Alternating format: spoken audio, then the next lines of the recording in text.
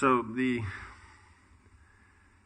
basic principle that's always looked at is that the Vedic paradigm is one of the options, may or may not be considered an option or alternative. It is a view. There are so many views, it is one of the views.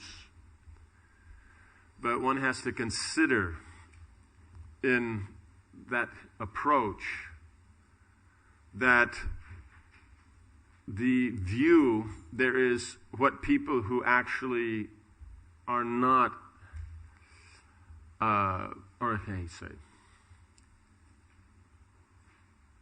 how much weight would you give the opinion to the person who establishes, creates the universe, maintains the universe, destroys the universe, and his position is therefore whatever rules, laws he sets, in other words, what we call the laws of nature,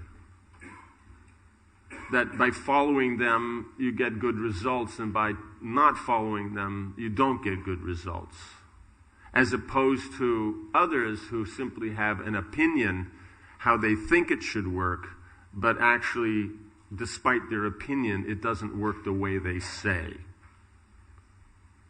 Would we give any more weight to the person who made the place and said this is how it works and has the power to control it and make sure it works that way, or those who have feelings about what they sentimentally think it should be? Does that make sense? So in other words, the Vedic paradigm is not an opinion. It is the opinion. It's God's opinion. Now then, how you take that and apply it, then he's given so many varieties of ways in which you can take it more seriously and develop love of God, or not and just try to enjoy the facilities of this world, depending upon what modes of nature you're under. Does that make sense? You have to remember is that we look at it, okay, we're here in London, we've heard of around the world, and how people think. But now you just move to the next Varsha over, right? The other, I think there's 9 Varshas here. So the other 8 Varshas, they're all, as we see from the 5th canto of Bhagavatam, they're all God conscious. They all know who they are, right? The lower, heavenly planets, okay, of course, they're demons, but they all follow Vedic culture, so there's no question of not following the Vedic paradigm. See, the big demons are not so stupid that they would try to use modern culture to enjoy themselves. They're going to use Vedic culture because that's the only one that gives a facility for sustainable enjoyment, right? The modern doesn't have sustainable enjoyment, right? You don't have the problem in the Vedic that you're going to wake up the next morning and ask your friend, did we have fun? Because you were so drunk you don't know. You understand? And then the heavenly planets, there's 33 million demigods that are managing the place, and everybody else is there because they've done pious activities by following the Vedic culture. So now you tell me what is the opinion. Does that make sense? We deal with it as just, this is one way to do it. No, it's the only way to do it. Then there's so many opinions on how you could do it that don't actually work. Otherwise, why is it every 5-10 years they have to revise them? Right? I always remember as a kid in all the science books, they would say, before we thought, now we know. Right? And it's the same thing. Every 10 years, they say that again. So whatever they're teaching you now is, now we know this is, after 10 years, this is, we used to think like this. Now we know that that's wrong, but this is now right. So you're never dealing with truth. Right? The modern presents itself that it's all about truth and transparency. It's not about that. Why truth and transparency? Why do we want that? If I know what's going on and I can see what's going on, I feel secure. And if I feel that there's any doubt about this, I don't feel secure. So it's not about truth. It's about my own personal security. No one should fool themselves. Because here we're dealing with facts. When people say truth, they simply mean facts that I want to know. They're not talking about truth, meaning God. This is the difference. So the modern paradigm is simply, a very politically correct economic presentation on how I can get the maximum out of whatever's going on in the world. Factually, that's the bottom line. It's not really about upliftment. It's not really about knowledge. They don't even get to the platform of Dharma. So they don't even know the nature of something. So if you don't know the nature of something, how can you say you actually know the truth? Does that make sense? Yeah. Okay, so now from Canto 6, Chapter 1, text, 40. Okay. Translation. The Yamadutas replied, that which is prescribed in the Vedas constitutes Dharma, the religious principles, and the opposite of that is irreligion. The Vedas are directly the Supreme Personality of Godhead, Narayana, and are self-born. This we have heard from Yamaraj. Purport. The servants of Yamaraj replied quite properly. They did not manufacture principles of religion or irreligion. Instead, they explained what they had heard from authority, Yamaraj. Mahajano yena gadapasapanta. So one should follow the Mahajana, the authorized person. Right? We have to remember, Yamadutas, how do you become a Yamaduta? Right? You know, just if you ever happen to be sitting around just thinking, wow, well, how do you become a Yamaduta? You know, maybe I should apply for that one, right? They seem to have a pretty stable job, good association, right? So, quite stable. Yamadutas are people who performed enough piety to get themselves to Pitri Loka. Right? Which is generally anybody who's pious goes there. You have to really do big stuff to get into like Indra's place and like that. These big yajnas and that. But if you just do your duties properly, do everything what you're supposed to do really nicely, according to Shastra, then you go to Pitri Loka. So that means the only ones on Pitri Loka are pious people. Or, whoever's the most pious people are there. Right? And so their association naturally then is Yamaraj, who is the most pious. Right? He knows piety. He is the authority on piety. So now, they've gotten themselves there by their activities. But the problem is family members after them don't have that piety. And then from not having that piety, they're not doing the pinda. And from not doing the pinda, then they don't eat. Right? Because the point is you do the pinda once a year, then that gives the food and everything, all the supplies that required for a year. Right? So if you don't do that, it means we're talking about the materialists here. Devotees don't have to worry about it because you're worshiping Krishna is taken care of. But for the materialists, the pious materialists, then they have to perform that. And so you're performing it for your father, for your grandfather, and for the three generations. Right? So when you do that, then they're maintained. If you don't do that, then they kind of get, hungry and get a little... If somebody's neglected, they start to get a little strange. Okay? And so when they become really strange, then Yamaraj is kind and then gives them a job as a Yamaduta. And then as Yamadutas, they get a cut of others, pinda, like that. And they work for Yamaraj by going and collecting the sinful people. Right? Now you look at this. These are very pious people that now are having trouble in their place because of impiety. Right? Does that make sense? Their family members are not pious, therefore they're not being taken care of. Does that make sense? It'd be like being in an old age home and no one's paying the bills. It gets a little weird after a while. So Therefore, they're very enthusiastic to catch those who are impious.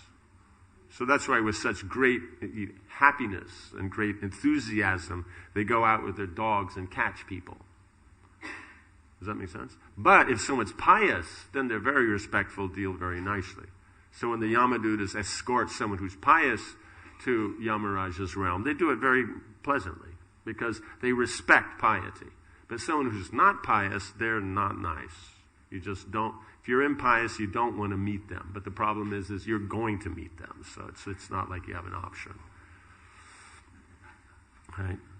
Does that make sense? So that's why they know religion. They know it very well. And so they follow authority, they speak according, they don't make up their own religion. But the question that has come up here is, religion's not enough. They don't know the ultimate religion, which means God consciousness. They only know the piety of this world. Right? So they're authorities in that way, but in God consciousness they're not. So here the Bhagavatam is giving that connection where now they've come in contact with actual piety, actual truth, right? And actual transparency, meaning the sampradaya. Right? Therefore, the servants of Yamaraj, the Yamadutas, replied with perfect clarity when they said, Shushruma, we have heard. The members of modern civilization manufacture defective religious principles through speculative concoction. Because speculative means I'm using my intelligence, means the mind is using the intelligence to try to work out a new plan for what didn't work. Right? That's what speculation is. Speculation is I've done something. It didn't work. It did not make me happy. So I speculate on what other options, what else could I have done? What really went wrong?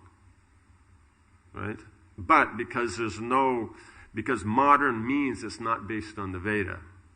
Right? So modern doesn't mean specifically what's going on now. Modern means not what's not based on the Veda. So if the present contemporary environment is modern, it fits. You understand? So this term always applies. There's always been modern. There's like we quote about Charvak. He was modern because he wasn't based on the Veda. Buddhism, that's modern. It's not based on the Veda. Jainism, that's modern. It's not based on the Veda. Right? So the Vedic concept, modern, means what only functions now because it doesn't have any basis in the eternal, so tomorrow it will be different.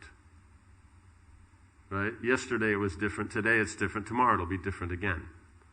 So it's always changing. That's why it's always fun when they use the term sustainability and all these kinds. It sounds great, but there's no such thing. Sustainable is just you follow God's laws, right? It's always worked before. They grew their potatoes for thousands of years without any modern scientific, involvement. And, it was going on. Does that make sense? Yeah. So this is not Dharma, right? Meaning religion or nature. They do not know what Dharma is and what is adharma. Therefore, as stated in the beginning of Srimad Bhagavatam, Dharma projita kaitavotra Dharma. So Dharma not supported by the Vedas is rejected from the Srimad Bhagavat Dharma. Right? Because you're taking the nature of something. You have a nature. And you can't change that nature. There's always the idea will change. Man will improve nature when he'll change this, change that. But nothing changes. People still have the same needs. They still go about it in the same ways. So Dharma means what in that entity and its interaction with others in the environment, what works. And adharma is not using that, so it doesn't work. So the problem is when you're dealing in an adharmic society, they're saying, all that's old-fashioned. What we're saying is, turning the on button on, that's so yesterday. Everybody does that. We're going to do something new. We're just going to, bang it on the top with our fist and turn it on. And okay, that didn't work. So then by speculation, we say, okay, we banged on the top. What does banging on the top do? That vibrates, so we didn't vibrate it enough. So we'll pick it up and shake it. So now that's the new thing. Shaking it is where it's at, like that. Someone says, well, what about pushing the button? Oh, no, get out of here. That's so old-fashioned. Who is this guy? So now we shake it, and then it didn't work. Okay, then we speculate again. Okay, we shook it, but it wasn't enough shaking. So therefore, maybe we're shaking with two hands. Okay, now we shake it with two hands. And so maybe it works or maybe not. Maybe by shaking it, the button does move, and then it turns, see, yeah, hey, and we're on top of it here. But then, sometimes shaking it doesn't turn it on. So they do a serious, scientific investigation and find out that this button is what you have to push. And now it's the whole thing. It's the modern fashion of thing. Everybody pushes the button. Hey, you're up with it. You're pushing the button. What, you're still shaking it? Oh, man. You understand? So just like, think about it. Before World War II, there was no such thing as inorganic. It didn't exist. So that means everybody on the whole planet, no matter what strata they were in, what country, they all ate organic. But did anybody care? No. Now it's the fashion. Now, hey, you're not eating organic? Hey, like this. Does that make sense? So this is mental speculation. So now that man has worked it out himself, that eating organic is the real way, now it's okay. But that God made the law like that you should be eating organic, hey, that doesn't matter. Why? Because that means then I have to base it on Dharma, God's right, and I got to follow that. While this other one is, no, I speculate whatever I come up with, then hey, that's the go. Does that make sense? So this is what we're talking about here. So Bhagavatam kicks out all that that style of religion, or so-called religion, cheating religion. Just where people speculate on how it should be, and only because we speculated on it. You understand? Devotees are eating organic now because it's the fashion. Devotees were eating organic before because that's what they did as hippies. In between, they didn't care about organic because they were neither hippies nor, up-to-date New Agers. You understand? So we have to be very careful to not be distracted by whatever's going on. People say, no, but organic is good. Why is it good? Why is organic good? Why should we eat organic? Right? Oh, it's good for the health. It's good for this. It's good for that. It's natural. It doesn't disturb the environment. It's ecologically sustainable. Right? We can go on and on and on. Have we said one word about it's God's law? No. So therefore, it's not God conscious. Therefore, what has it got to do with Krishna consciousness? We're taking it, God is good, so anything good, therefore, is connected with God. Right? God is good, so therefore, connected to Him is devotional service. So if something else is good, it's automatically devotional service. We're making the mistake thinking organic's automatically devotional service. People are always organic. Right? All the demons, they all eat organic. Hiranyakashipu, he ate organic. Don't worry. Right? Ravana also. Right? Ravana never ate an inorganic person because there weren't any. All the people he ate were organic. Right? Free range, like that. Does that make sense? Yeah. So, this is the point is Bhagavatam kicks out the idea of anything that's not connected with the Lord. So your basis of something can't be just that it's good. Because that's the Yamadutas. They're good. But it's not enough. When they came across the Vishnu Dutas, they didn't know what was going on. They were bewildered. Hey, I'm doing my thing, but what's going on here? What is this that's beyond? Yamaraj never talked about this. Why? Because they were only into piety. They were not into spirituality. So therefore, even though it might be discussed, they wouldn't catch it. Right? So Saddharma means Dharma that's used in connection with the Lord. Dharma means just Dharma on its own. Right?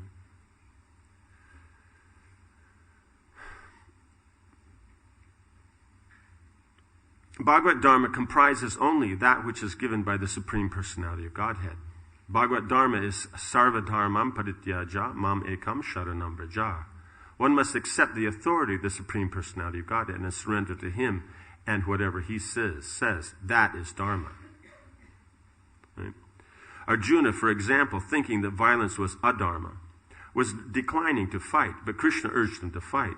Arjuna abided by the orders of Krishna, and therefore he's actually a dharmi, because the order of Krishna is dharma. Right? So we get the thing is that we're starting like this example of the organic. We're starting with it because it's good for the health. That's why people get into it. It's not that people are starting with Krishna. It's His creation. Therefore, you're supposed to do things with how He says. Therefore, the cow dung, this, that, is how you're supposed to maintain the creation. We're not starting there. We're starting with our own personal health. You understand? So that's Dharma. Okay, we like that. We see the nature. I want to be healthy. I eat healthy food. I'm healthy. Hey. But we're not, but sarvadharmam parityaja means you start with Krishna. It's not about the Dharma that makes you healthy. It's about what pleases Krishna. And if you please Krishna and follow His law, you're healthy. Does that make sense? It's a very simple thing. Otherwise, we get distracted by all these things that seem really, really important and make our life about that. But actually, it's not important. You know, we were just coming in here, and there's a little rabbit sitting on the side of the road, and they're so tame that the car passed by maybe a foot away, and it didn't move. And it was a small rabbit. It wasn't a big rabbit. You know, but there's a good chance it's pretty much eating organic. You know what I'm saying? So if you want to put yourself on the level of that bunny rabbit, cute bunny rabbit, you know, like that, then go for it. Like that. Go for it. But if you want to go back to Godhead, then it has to be it's about Krishna. That's the whole thing. Otherwise, the Yamadutas, they were quite pious. Krishna says in the Gita 15:15, Vedaischa sarvardaham eva vedya. The real purpose of Veda, knowledge, is to know me. So knowledge or truth has to be about knowing Krishna. Facts for gossip, that's not truth. That's not transparency. Because otherwise, if we're going to talk transparency, why do you need to know? Oh, I got to know what they did. You know, it's my right. Why is it your right? What do you got to do with their life? Oh, we're all part of the society, so does everybody get to know what you ate last night? What did you do in bed with your wife last night? Do we get to know? Hey, he's a senior member of our community. Do we get to know what he was doing? No. So what is it? It's not about truth, it's about gossip. In reality. So here, the real purpose of Veda knowledge is to know me, Krishna. You can use it for all these other things. You know, just like chainsaws. Generally, they're for cutting down trees or, you know, stuff. But you can take it out, you know, in Texas and have some fun. Right? And they'll make movies about it and stuff like that, you know. So it adds to the economy. But that's not actually what chainsaws are for. But it's not that you can't use it that way, and not that some people don't appreciate it. So, just because you have a lot of people that appreciate mundanity doesn't mean that it's knowledge. Does that make sense? One who knows perfectly Krishna is liberated. As Krishna states in the Bhagavad Gita 4:9, Janma karma cha me divyam evam yo vedi tattvata. Tyaktva deham punar janma naitimam eti surjana. One who knows the transcendental nature of my appearance and activities does not, upon leaving the body, take his birth again in this material world, but attains my eternal abode, or Arjuna. Right? So, why does he come here? Krishna comes to, one, establish religion, but that's just so that you have a favorable environment. The real reason is to associate with the devotees. Because that's what Krishna is all about. Krishna is about interacting with devotees. Otherwise, if it wasn't, why the need for creation? Right? As Atmarama, he already has everything within him. He is everything. So he expands just so that there is, how do you say? just so that there is opportunity for interaction. That expands the happiness. So that's the real reason he comes. So it's about Krishna and the devotees. Right? So Krishna's happy. He wants to see the devotees healthy, so therefore that's why he's made it organic as the thing. But it's because of Krishna's relationship with the devotees that it becomes important. If it's just about my health and about this is the right thing and, we should go out and march and show our, solidarity here, then that's all just political, waste of time. Right? Because today everyone's jumping up and down about this, but if it's not making money after some years, then it'll all change. Why is organic big now? Because it makes money. Organic's been around since the 60s. I remember somebody had a house, they lived upstairs, downstairs they turned into an organic, little shop. You got everything in there, whatever the hippies were growing, and the cows and this and that, and you get it. But, who went there? A handful of people. And it was always like that. But then when they figured they could make money out of this, now you have whole supermarkets that are just organic. The same city that I'm talking about, now it's a small place. It's not a big city. And it has 3 supermarkets. One for, how you say, wholesale kind of level of organic, food. And then they have something that's, it means like your Tesco's. Then you have your Sainsbury level where it's a little bit more. And then you have your boutique. They have a whole boutique supermarket. Just high-end organics. Imported from all over the world. That's 3 in a dinky little place. So, because it makes money. But otherwise, when it wasn't making money, just hippies were making it available for others, and therefore they got to, buy enough to, themselves eat and stuff like that. Hey, nobody cared. Crazy hippies. But now it's all the new, yeah. Does that make sense? So it's just the modes of nature. We have to be able to distinguish with what's reality and what's mundane. That's how Bhagavatam opens. That's truth. One who understands Krishna and abides by his order is a candidate for returning home back to Godhead. It may be concluded that Dharma, religion, refers to that which is ordered in the Vedas, and Adharma, irreligion, refers to that which is not supported in the Vedas. Right? So that's the whole point. What the Vedas support, that's Dharma. What the Vedas don't support, that's Adharma. Though nowadays we say, no, but why do I have to do that? Why am I restricted? And it's given a fair airing. That, this is a valid opinion. Pure, total mundanity, atheistic mundanity is, it's also a viable opinion. It is, yeah. If you want to, you follow by the order, you go back to Godhead. You don't, you're not a candidate. So it's a matter, you want to be a candidate for going back to Godhead, or do you want to be a candidate, or do you want to remain as a candidate to stay here? Because that one we have already gotten sewed up. We've been here a while, right? If any of you here are Brahma, you've just come down here to, give some association, then we can consider, okay, maybe, you haven't been involved. Does that make sense?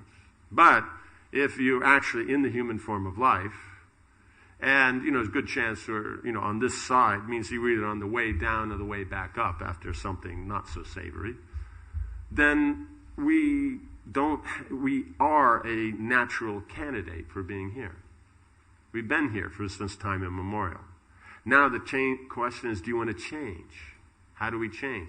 By taking up knowing Krishna, following his law to please him. We're not even bringing out the option just following his law just because it's good materially. That's for the materialists, the pious materialists.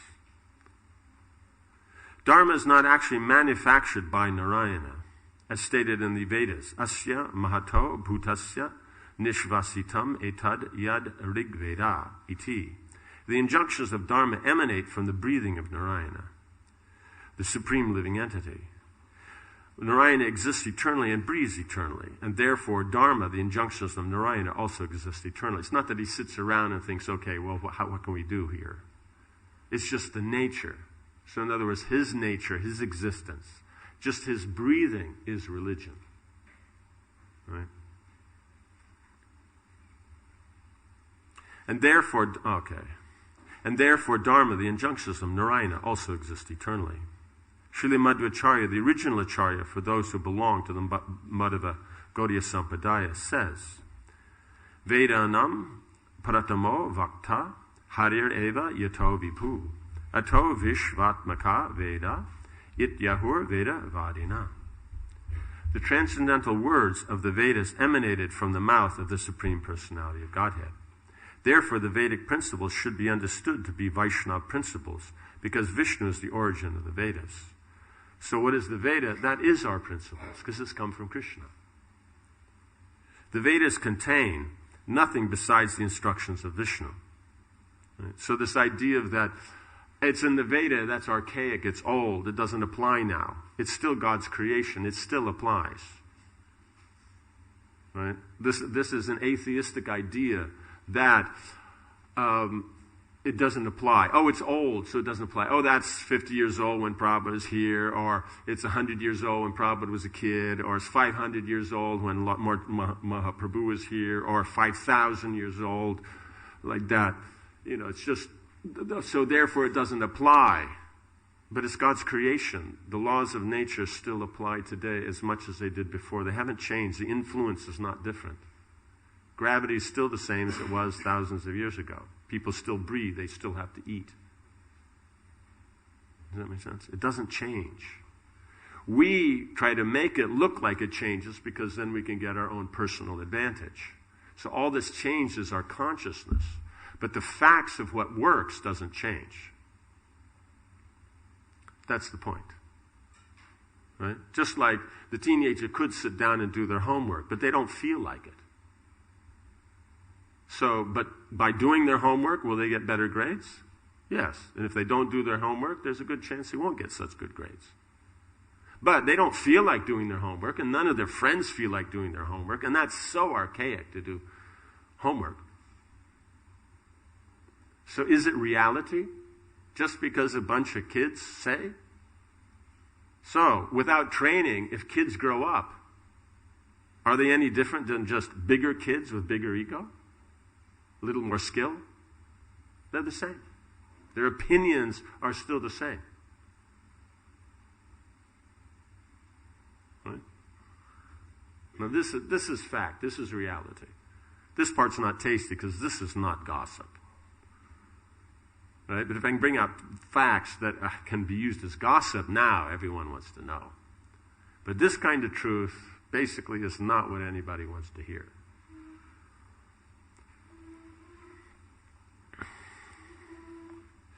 And one who follows Vedic principles is a Vaishnava. So if you don't follow Vedic principles, technically, then what's the basis that you're a Vaishnava? Because Vaishnava means who worships Vishnu, follows Vishnu. So if you don't follow Vishnu's instructions, how is one Vaishnava? It's simple. The Vaishnava is not a member of a manufactured community of this material world.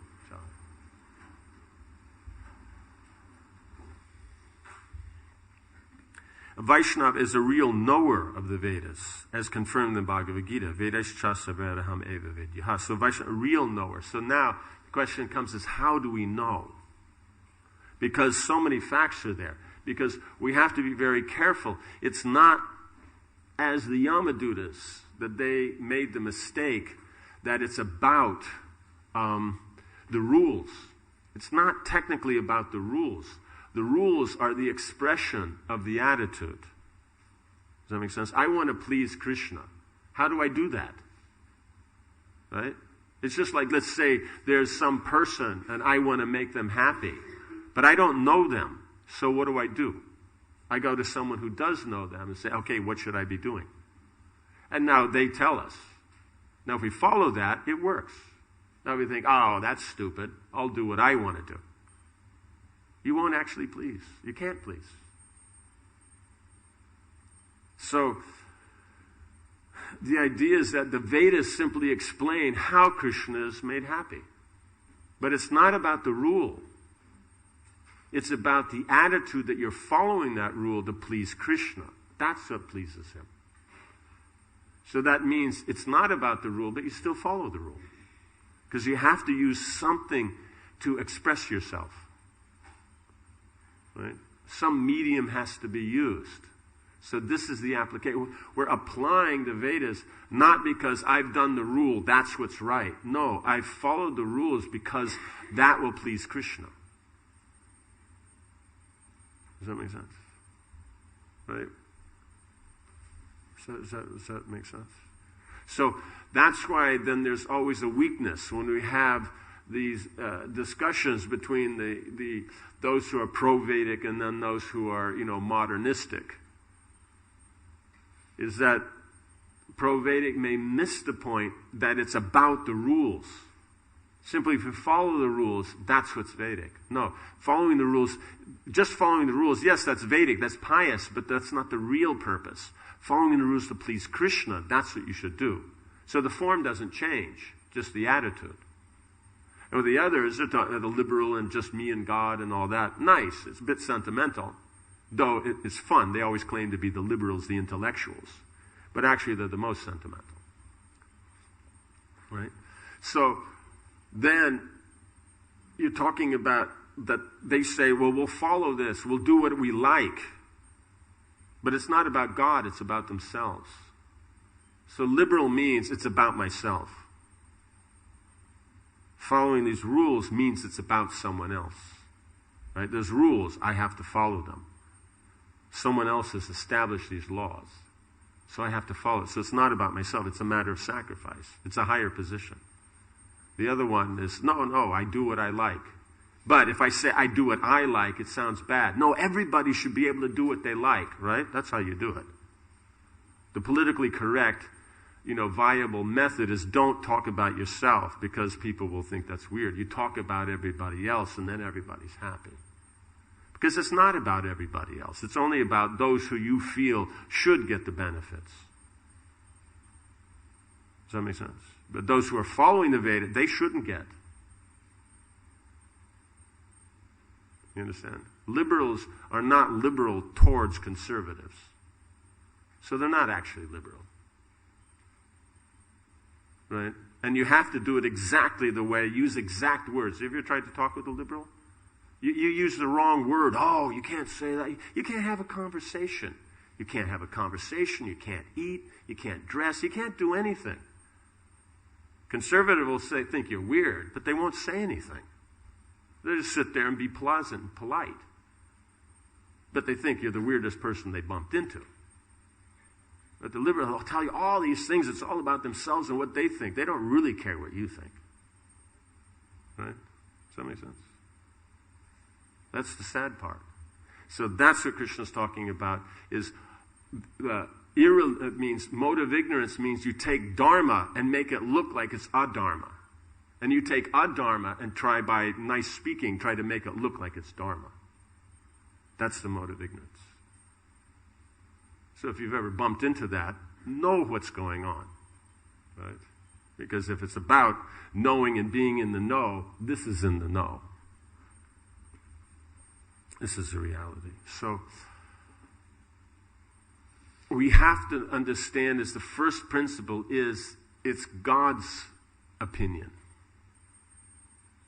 Right? It's how God does something. So he doesn't manufacture, it's just the way he is. So if we want to function on the transcendental platform, we have to function in that transcendental way. It's about him as a person, us as a person.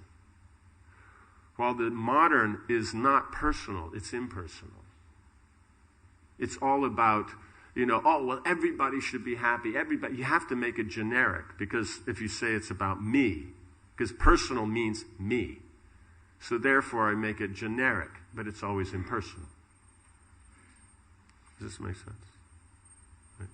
So starting with that, then if we appreciate the Vedic principles, then we can try to contemplate them and apply them in our life. Then we can get somewhere. But until we've accepted the principle that Krishna knows what he's talking about, the Shastra knows what they're talking about, the Acharyas know what they're talking about, not that Prabhupada came from the spiritual world, so what does he actually know about the material world? And we're from here, we've been here some time immemorial, so we know it really well. This kind of nonsense is absolutely useless. If you want to stay here, hey, you're doing the right thing. If you want to go back to Godhead, you have to accept the Prabhupada and the Acharyas, the Shastra, Krishna, know what they're talking about. They're from the spiritual world.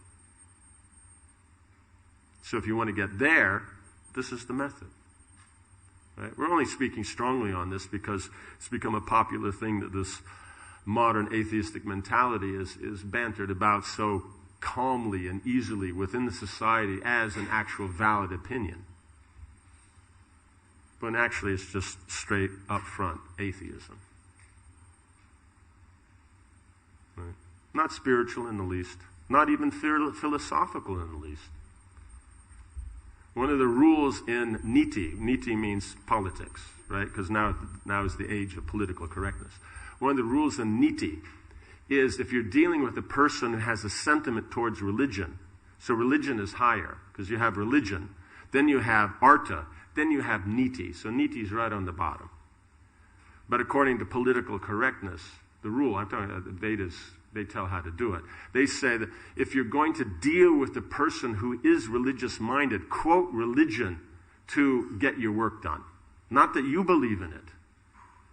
Like Duryodhana do it all the time. He'd talk about religion and the Pandavas and this and that. He didn't care. All he wanted to do was make sure that he was the king and they weren't. So just know, these are age-old techniques. It's always been going on. It's nothing new. So don't be distracted. Any questions or comments?